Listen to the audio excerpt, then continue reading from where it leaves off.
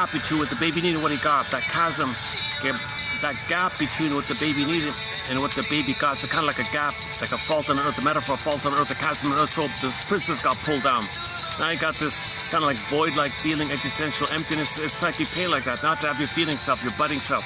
Yes, the mercy is the brain sends you endorphins. Now you go as a swoon. Emily Dickinson calls it the swoon. The brain sends you endorphins. So now that's the first thing the baby does. He, metaphorically speaking, exiles his soul, sends it away. To deal with the pain, okay, he sends the swoon. Okay, so you personify the quality of your beingness or the feminine principle, like the princess flies away. Okay, now the chasm image represents the pain of the soul not being there. Your feeling self, your ontological self, who you be, how you love, your budding beauty, your emerging self, your authentic self, all the capacities of the real self, your I, your core I, all the capacities of the I.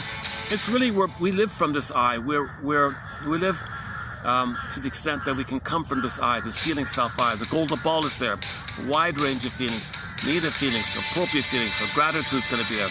Ability to apologize, make I statements, intimacy, warmth to the table, generativity, creativity, and you're enjoying the present like that. So that authentic self is kind of exiled. It's number one. Okay, the pain, okay, the swoon, number two. Another version of the swoon image is a pin goes on the collar. Okay, and then under the collar, the jargon is flat affect, so the emotional body goes flat. So the feeling self is the aliveness of the body, the animation of the body, ensoulment, the feeling real and alive in the body. Okay, that goes flat. So the aliveness, you make it a princess and it flies away. The pin goes to the collar, go flat, or the swoon over the chasm, the endorphins. Number two. Okay, so those are the first coping strategies. Send away the soul, okay, and go into a swoon. Okay.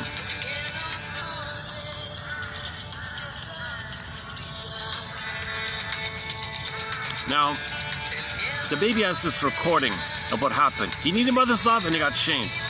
And there's a loop like that, repetition, compulsion. When there's trauma, we have the unconscious hope for the fulfillment of old unfulfilled needs. So the basic need was for the secure relationship with the mother. Her soothing, her reverie, her entrainment, her connection, rhythm of safety. The mother's present for the baby, sees the baby, mirrors the baby, accepts the baby. He's meant to feel safe with the mother so the baby's budding beauty can be a part of him. His emerging self can stay with him. His feeling self can stay with him and be a part of it, and he can grow up with his sense of self. So he wants that. In normal development, the budding beauty stays with the person, but in trauma, that all froze up, and he couldn't develop his feeling self to stay as a part of himself. That's called arrested development, stunted development, developmental arrest. Some people call it a